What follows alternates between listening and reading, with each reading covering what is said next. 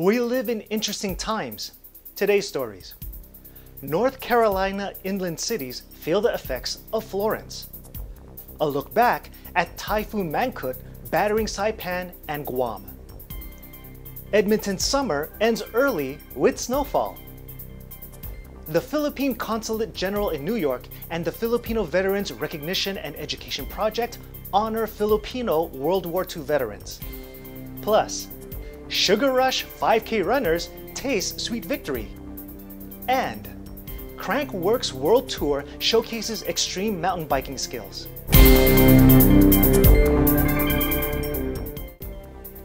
Hello everyone, I'm Alan Basoyahe bringing you stories from around the globe, and this is Eagle News Washington, D.C. Weekend Edition.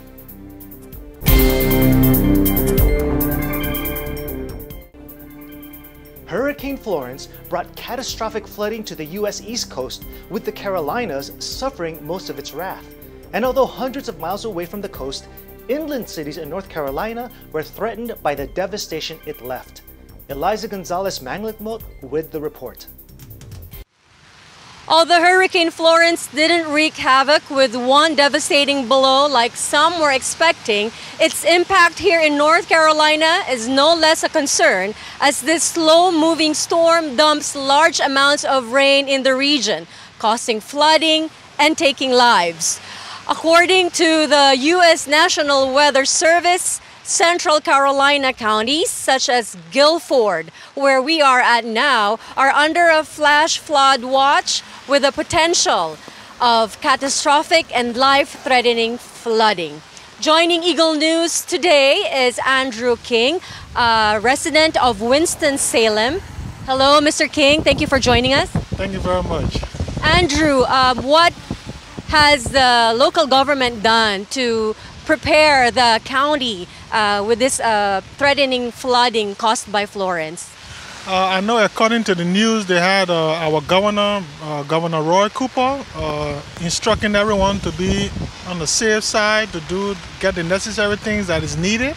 And also even the locals of our cities giving the same instruction of getting the necessary things needed for the flooding, because there was speculating that we'll have a lot of power outage and stuff.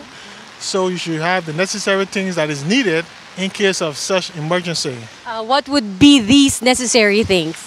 Probably like get a lot of bottle of water, flashlights, and a first aid kit, and a lot of canned foods and stuff. So in case if the power go out for a long time, they should have things to depend on till everything is restored. Yeah, especially with flooding, clean water or potable water is a concern, correct? Yes, ma'am. Andrew, it's pouring for hours now since last night. Most of the residents here are indoors in their houses. What brings you out here in this kind of weather? Today is Sunday. I mean, despite the bad inclement weather we are having, come to church to give praises to our Almighty God. I mean, rainstorm, doesn't really matter. What is most important is having a strong faith and conviction to serve the Almighty God. Well, that's devotion right there. Thank you for joining us. Thank you very much. Reporting from High Point, North Carolina for Eagle News, I am Eliza Gonzalez-Manglitmot, always one with 25. Our correspondent got the story and landed the interview, all without getting knocked over by those strong winds. Thanks, Eliza. Wreaking havoc simultaneously with Florence is Typhoon Mangkhut, destroying several cities in its path. Here's a look back at how it hit Saipan and Guam. Francesca Joy Moran reports. Typhoon Mangkhut started out in the Western Pacific as Tropical Depression 26 West on September 7 before becoming a typhoon 2 days later. On September 10, Mangkhut arrived in the Mariana Islands as a Category 2 typhoon with winds of up to 110 miles an hour. The islands of Guam and Saipan bore the brunt of the storm, as seen in these videos. According to the Philippines Department of Foreign Affairs, Some 63,000 Filipinos in Guam and Northern Mariana Islands were affected by the storm. Earlier today, Guam's Governor Eddie Calvo delivered a message of assurance to citizens throughout the island territory that relief from the federal government and other agencies are on its way. And being governor, there is a weight of responsibility to ensure the safety of our people. And with your help in making sure that your family was prepared and safely in your homes, we were able to make it through the storm. I have been in contact with the White House regarding assistance for our displaced families and in hopefully getting some more help for Guam Memorial Hospital. My office will be sending additional information to them so that they can better understand our situation and hopefully pull down some of those roadblocks that hinder our progress. Reporting from Coro, Palau, I'm Francisca Joy Miran for Eagle News. I am 1 with 25. Just as calamitous storms are said to worsen because of climate change, a not-so-ordinary weather occurrence disrupts summer in Edmonton, Alberta, Canada. Thomas I. Likeness with the story. According to the calendar, it's still summer. Fall isn't until September 22nd, but here I am brushing snow off my truck.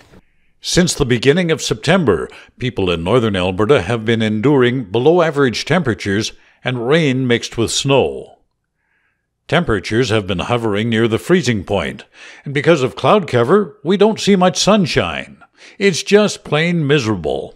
Normally, temperatures in this part of the province would be in the low to mid-teens. Harvesting of crops has been delayed, and grain farmers worry if there's much more snow, crops will be damaged, which translates into less money for lower quality grain. But there may be cause for optimism. A couple of the signs of winter that have not yet been noticed: there are no flocks of migratory birds in the sky flying south to warmer climates. And the fur on rabbits turns white when winter is about to set in so they can better hide from predators.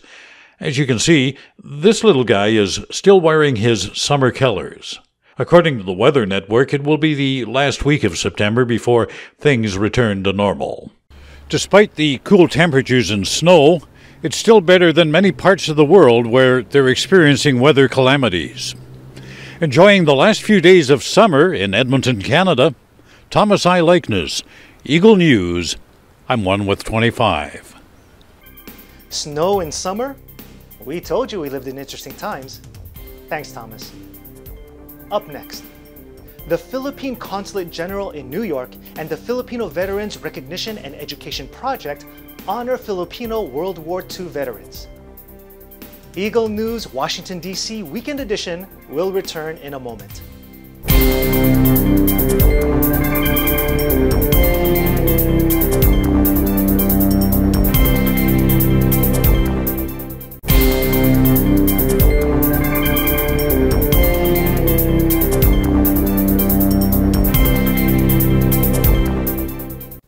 Welcome back. You're watching Eagle News Washington, D.C. Weekend Edition. Because heroes should always be remembered, the Philippine Consulate General in New York and the Filipino Veterans Recognition and Education Project honor Filipino World War II veterans. Joanne Blanco Soriano reports. I'm at the Philippine Center in New York City for the awarding ceremony of the Congressional Gold Medal for Filipino veterans of World War II. Oh, say, can you see by the dawn's early light what so proudly we hailed at the twilight's last gleaming? Well, this event was to memorialize and also to award the Congressional Gold Medal to living World War II veterans and also their next of kin, the veterans that are the part of the 260,000 men and women who fought in the Philippines in defense of the United States in World War II. Following the war, Congress passed two laws called the Rescission Acts of 1946, which basically denied them, revoked the promise made to them by President Roosevelt, Franklin Roosevelt, that they will get their benefits, and also revoked their U.S. nationality, meaning they were no longer U.S. citizens. but they were U.S. citizens during the war because they were still colonized until May of 1946. So that law still exists today. But we wanted to get the recognition first for the veterans who were disenfranchised, who were discounted, and had lived in a lifetime of adversity for 75 years. Nobody waits that long for a country that asked them to go to war and then not recognize them for their wartime service. I know it's been long overdue, and I think the U.S. should show their appreciation. It takes someone to be service-minded, first of all, to serve, to join the military, recognizing that, you know, you can be in harm's way, and whatever the military may need you to do, you know, you have to do. And there's a sacrifice not only that you may make, but if you have a family, there's a sacrifice that they make as well. We also are talking to their progeny, to their relatives, to their families. And the great many of those family members are young people. And it is very important to us and to let them know too that you belong to families of heroes. This is just one of the many ceremonies held to remember and honor the service of our veterans. Reporting from New York City, this is Joanne Blanco Soriano, 1 with 25. Coming up, Sugar Rush 5K runners taste sweet victory. And Crankworx World Tour showcases extreme mountain biking skills. Eagle News Washington, D.C. Weekend Edition will return shortly.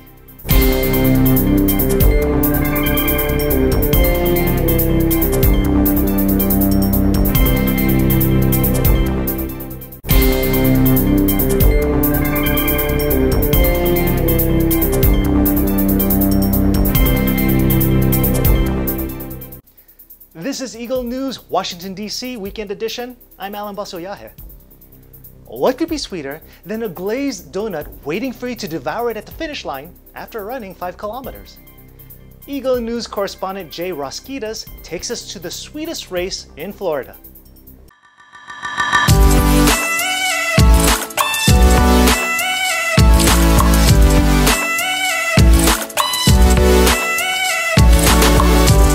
Runners gathered at Gadsden Park in Tampa to take part in a themed 5K run known as the Sugar Rush. We have events located all across the country, and at every event location we have our local charity partners, and basically we just aim to help them raise funds, raise awareness for their cause. So here in Tampa, our partner is Kids Campaign Organization. The event was sponsored by Superfly Running, a nationwide organization who aims to help local charities in their cause. The Sugar Rush is just it's geared towards like casual runners, you know, people that want to get out and have fun and do something family oriented, do something outside, do something fitness oriented. And then the sugar is just kind of an incentive to get everybody out here. The organization commonly launches themed runs in different locations around the nation. Here in Tampa, the theme was the Krispy Kreme Challenge. Every single mile marker, 1, 2, and 3, there's a donut waiting for every runner and one at the finish. That's 4 donuts total. Some runners came out as regulars, and some came out for the first time. This is my first run ever.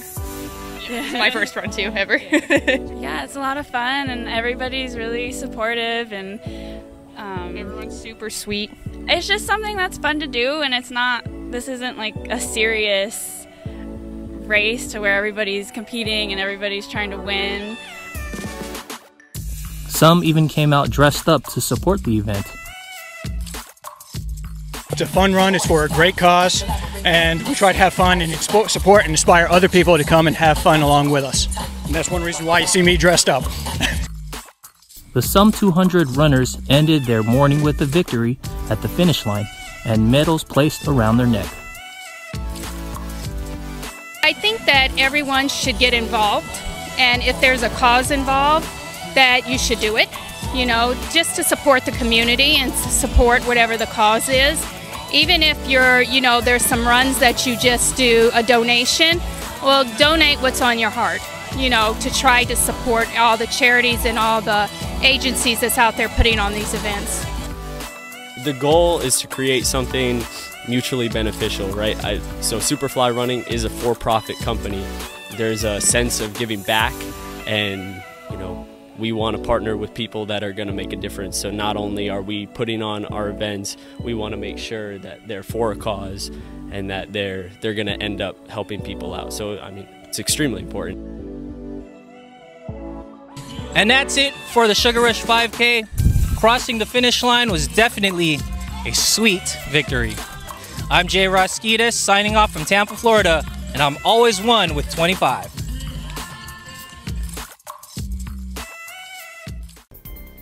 Thanks, Jay. You know, I was going to sign up for that event until I found out that the K in 5K didn't stand for Krispy Kreme. Donuts. From a family-friendly physical activity, let's move on to a more intense sport, extreme mountain biking. Kathleen Cruz takes us to the steep slopes of Whistler, Canada for the last stop of this year's Crankworx World Tour. Crankworx World Tour returns to Whistler, Canada for its 15th year of Crankworx competition, a jaw-dropping and extraordinary event showcasing extreme mountain biking. Crankworx is a 10-day action-packed festival showcasing high-flying tricks, adrenaline-pumping spins, and unreal stunts in the world of mountain biking. This sport is no joke as it requires years of training and dedication. Whistler was the last leg of the 4 Crankworx Tour series, which made stops in New Zealand, Austria, and France. Every year, over 300,000 spectators and fans watch the world-class mountain bike competition.